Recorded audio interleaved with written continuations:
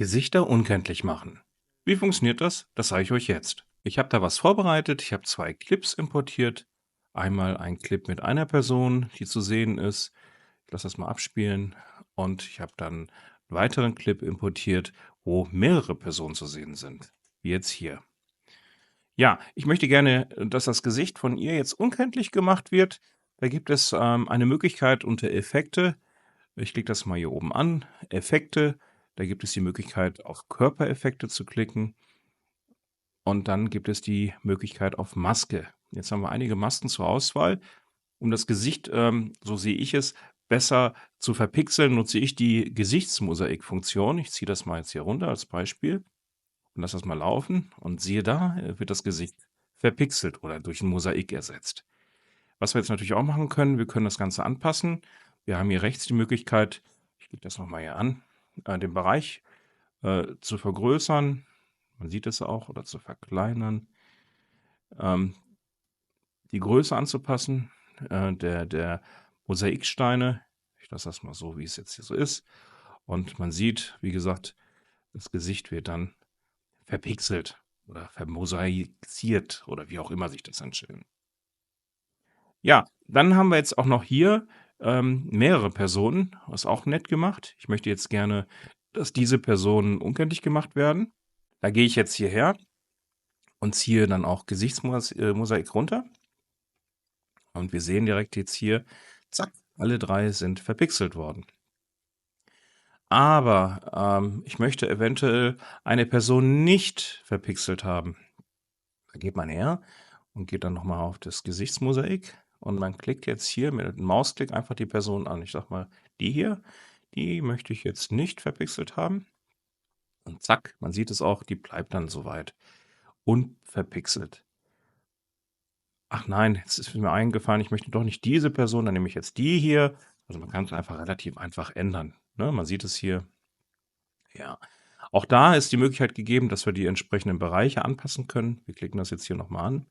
Zack, den Bereich können wir größer machen, kleiner machen, so wie wir es wollen. Die Größe der Mosaiksteine können wir anpassen. Ich lasse das mal so, wie es ist. Jetzt lasse ich das mal abspielen. Zack, und da sind die entsprechend verpixelt worden. Ja, neben den üblichen Verpixeln hat CapCut auch noch ein paar andere Effekte in der Maske, beispielsweise ein X. Ich ziehe den mal runter, den Effekt. Lass es mal laufen, da sieht man, zack, ist ein X zu sehen. Auch das ist natürlich ohne weiteres jetzt hier anpassbar. Ich gehe nochmal dahin und sage und klicke auf den Effekt, die Größe wird angepasst. Zack, ich möchte es so groß haben, die Geschwindigkeit auch angepasst haben und so hier ist so ein bisschen, ja, das ist genauso, wie ich es haben möchte. Lass mal laufen, zack, wupp, wupp und ist geixt worden. Wir haben auch Neon-Gekritzel, gucken wir auch mal an. Lass mal einfach mal laufen. Zack, und da sieht man das auch. Auch da ganz normal kann man es anpassen, so wie man es möchte. Den Filter hier setzen, die Größe anpassen und. Was wir auch noch hier haben, sind so Herzstreifen. Ich setze die auch mal hier rein. Zack, hat man auch hier so Herzstreifen. Auch die kann man anpassen. Und die Größe, nein, nicht vom Video, die Größe anpassen. Zack, lass uns nochmal laufen. Zack, ja, auch ganz nett. Ja, im Endeffekt ist es eine nette Funktion. Man kann da relativ einfach, jetzt zumindest in der Funktion, die ich haben möchte, ein Gesicht verpixeln. Und da gehen wir, wie gesagt, auf Gesichtsmosaik unter Effekte und dann ist relativ einfach gemacht. Die Funktion Splitscreen. Wie funktioniert das? Das sage ich euch jetzt. Also ich habe hier mal was vorbereitet für einen Splitscreen. Ich habe hier ein paar Videoclips hochgeladen bzw. importiert. Wir nehmen jetzt mal 2 Stück am Anfang. Nehmen wir die beiden, setzen die jetzt in die Timeline. Das machen wir jetzt noch mal. Passen das mal ein bisschen an, damit das dann gleich bleibt. So, jetzt möchte ich gerne einen Splitscreen haben. Das heißt, ich möchte gerne beide Videos gesplittet haben. Und das ist ganz einfach. Hier geht man auf Video, dann auf Maske und dann kann man jetzt hier auf horizontal klicken und zack, hat man beide. Jetzt kann man hier schön das so drehen, wie man es möchte. Und dann lassen wir das Ganze mal abspielen, wie das dann aussieht. Ist schon klasse. Das Ganze kann man natürlich jetzt auch erweitern. ein bisschen rumexperimentieren, sagen, ich möchte das gespiegelt haben. Das heißt, dann ist es in der Mitte. Ich möchte das hier ein bisschen angepasst haben. Ich lasse das mal laufen. Dann sieht das dann so aus. Oder wir können sagen, wir nehmen noch ein weiteres Video dazu. Dann gehe ich nochmal zurück und sage jetzt hier, wir nehmen mal das hier und ziehen das hier runter, hier rein und sagen, wir spiegeln das Ganze und gehen jetzt hier hin, sagen auf horizontal. Und jetzt können wir da ein bisschen was mit experimentieren. Wir können hier wieder sehen, ihr seht, das Ganze schön hin und her bewegen und es anpassen, so wie wir es haben wollen. So würde das jetzt aussehen. Ja, je nachdem, wie man es gerne haben möchte. Ist recht einfach gemacht. Wie gesagt, ihr müsst nur auf Maske gehen. Dann könnt ihr dann auswählen, wie ihr das gerne haben wollt. Horizontal gespiegelt. Es gibt auch eine Kreisfunktion. Da können wir uns auch mal anschauen. Ich klicke das mal jetzt hier an. Das heißt, wir können das Ganze jetzt hier größer ziehen. Dann sieht das dann so aus. Also wir können das schön auch kombinieren. Das ist auch ein schöner Effekt. Hat was. Oder auch das gleiche, auch nochmal mit einem Herz und einem Rechteck. Ich mache es jetzt hier mal mit einem Rechteck. Ziehen das mal hier so hoch. Und machen das jetzt hier nochmal. Klicken das an. So sieht es dann aus. Auch ganz nett gemacht. Das kann man zum Beispiel als ein Intro nehmen oder halt als Zwischeneffekt. Hat was. Ja, das war's schon. Wie gesagt, eine relativ einfache Möglichkeit, ein Splitscreen einzufügen in CapCut. Ihr müsst dann, wie gesagt, auf das Video gehen, was ihr entsprechend anpassen wollt. Geht dann auf Video, auf beispielsweise die Maske horizontal, spiegeln, Kreis, Rechteck, sogar ein Herz gibt es oder auch Sterne. Ihr könnt das Ganze natürlich auch wie immer anpassen, so wie ihr es haben wollt und das Ganze dann halt nutzen.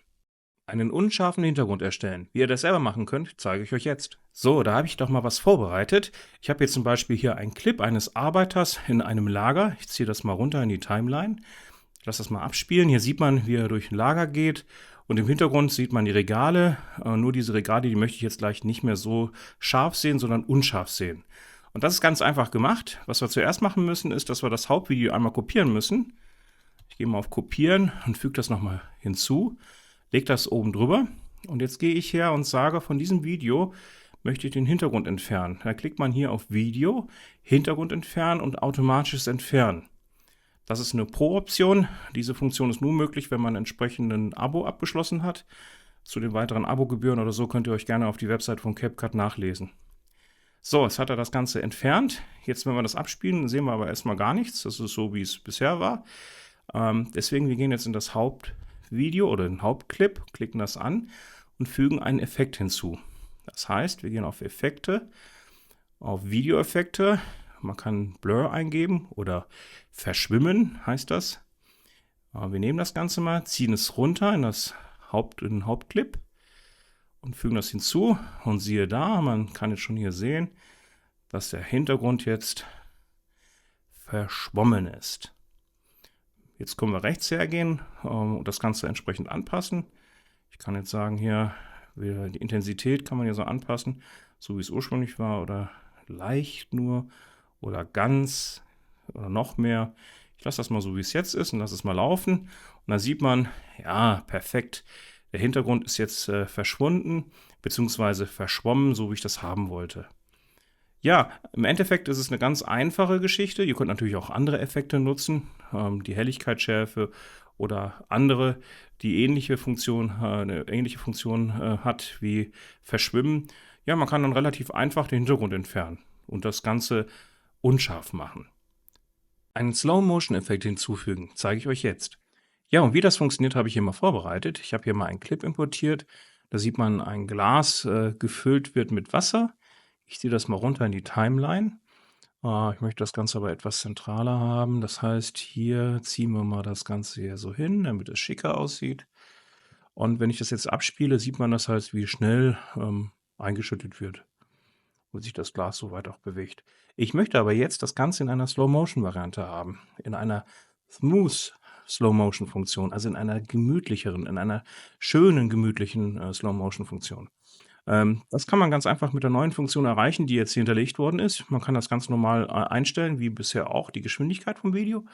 Ich gehe jetzt hier runter, sag mal hier so. Und es gibt dann hier die glatte Zeitlupe. Ich klicke das mal an. Es gibt jetzt 2 Varianten. Einmal die Bildüberblendung, hm, die ist sehr schnell in der Generierung oder halt die, längere Zeit-Variante mit dem optischen Fluss. Könnt ihr auch mal anklicken. Man sieht aber jetzt hier, dass die Bearbeitung viel, viel, viel länger braucht, auch wenn ich jetzt hier einen sehr schnellen Rechner habe. Ich lasse das aber jetzt einfach mal in der Bildüberblendung, so wie ich das jetzt eingestellt habe. Wenn wir das jetzt hier abspulen, beziehungsweise auf Play drücken, sieht man das, wie das in Super Slow Motion läuft. Ich mache das mal in Vollbild. Auch da spielen wir das mal ab. Man sieht, wie schön gemütlich das jetzt gefüllt wird. Und das ist natürlich ein super geiler Effekt. Ja, also vom Prinzip ist auch das relativ einfach jetzt umsetzbar. Ihr könnt einfach, wie gesagt, hergehen, wie üblich auch, eure Geschwindigkeit anpassen. Und dann geht ihr hier runter auf glatte Zeitlupe. Auch das ist eine Pro-Funktion. Die ist nur möglich, wenn ihr ein Abo habt. Zur Abo-Modalitäten müsst ihr dann halt auf die Webseite von CapCut gehen. Da könnt ihr euch darüber informieren. Wie gesagt, diese Funktion ist nur einem Pro-User vorbehalten. Ich habe das Ganze jetzt mal mit einem optischen Fluss rendern lassen. Und wie sieht das dann aus? Da sieht dies noch besser aus. Ich mache das mal jetzt hier in groß. Das ist natürlich eine mega, mega Slow Motion. Eine Tracking-Text-Animation hinzufügen. Ja, und wie das funktioniert, habe ich auch mal hier was vorbereitet. Auch hier habe ich wieder einen Clip importiert. Da sieht man 2 Motorradfahrer, die entsprechend im Kreis sich bewegen. Und ich möchte denen jetzt etwas hinzufügen, nämlich 2 Texte, quasi ihre eigenen Namen. Und wie funktioniert das? Wir gehen jetzt hierher und sagen Text und sagen erstmal Standardtext, fügen wir hinzu. Das ist jetzt, sagen wir mal, der Tim. Wir sagen Tim. Wir gehen da mal hin. Tim setzen wir mal hier hin. Aber ich möchte das Ganze ein bisschen anders haben. Wir klicken das mal hier an und sagen das mal ein bisschen kleiner. So, das ist Tim.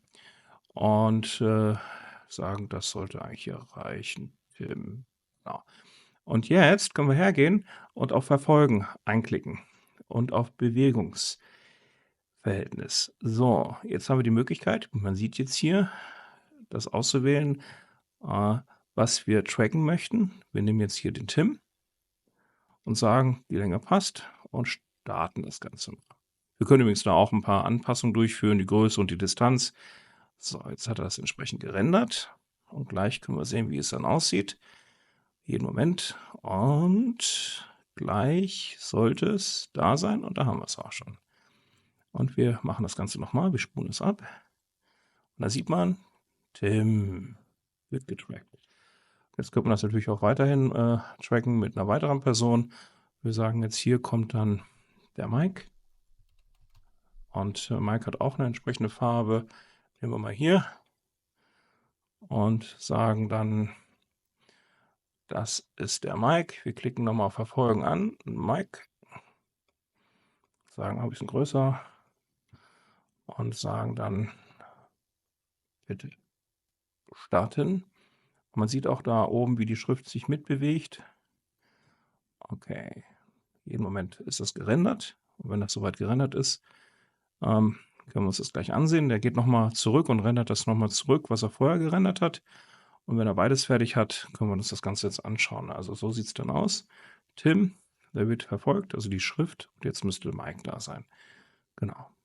Also im Endeffekt ist es relativ einfach, Tracking-Text hinzuzufügen. Wie gesagt, ihr müsst nur einen Standardtext hinzufügen und dann unter Animation, unter Verfolgen die Bewegungsverfolgung aktivieren. Und dort könnt ihr auch entsprechende Einstellungen vornehmen, Größe, Distanz, wie auch immer, und dann das Ganze hinzufügen. Und dann könnt ihr das Ganze nutzen.